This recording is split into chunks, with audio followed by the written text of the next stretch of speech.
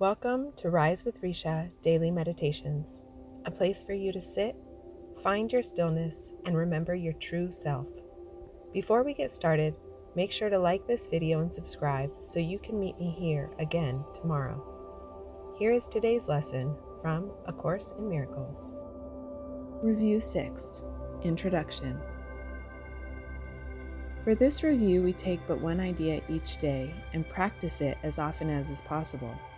Besides the time you give morning and evening, which should not be less than 15 minutes, and the hourly remembrances you make throughout the day, use the idea as often as you can between them.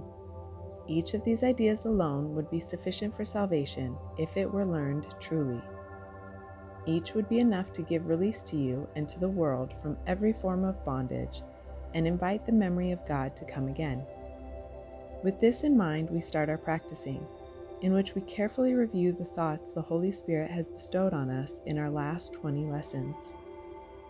Each contains the whole curriculum if understood, practiced, accepted, and applied to all the seeming happenings throughout the day. One is enough, but from that one, there must be no exceptions made, and so we need to use them all and let them blend as one, as each contributes to the whole we learn. These practice sessions, like our last review, are centered around a central theme with which we start and end each lesson.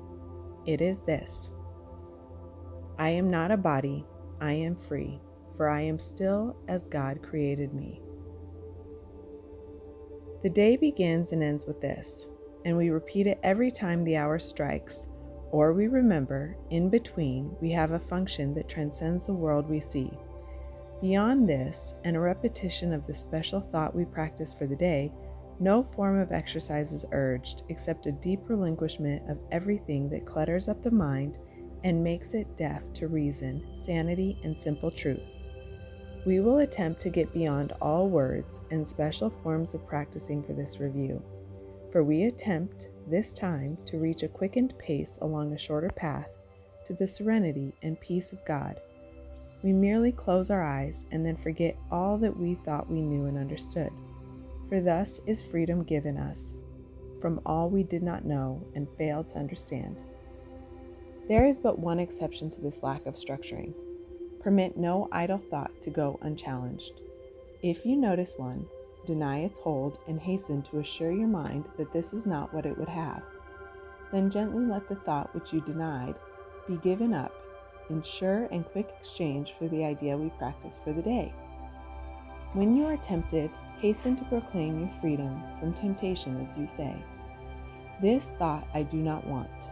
I choose instead," and then repeat the idea for the day and let it take the place of what you thought. Beyond such special applications of each day's idea, we will add but a few formal expressions or specific thoughts to aid in practicing. Instead, we give these times of quiet to the teacher who instructs in quiet, speaks of peace, and gives our thoughts whatever meaning they may have. To her, I offer this review for you.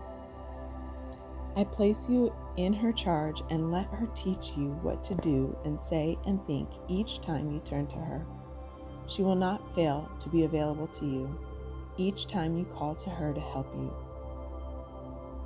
Let us offer her the whole review we now begin, and let us also not forget to whom it has been given as we practice day by day, advancing toward the goal she set for us, allowing her to teach us how to go, and trusting her completely for the way each practice period can best become a loving gift of freedom to the world.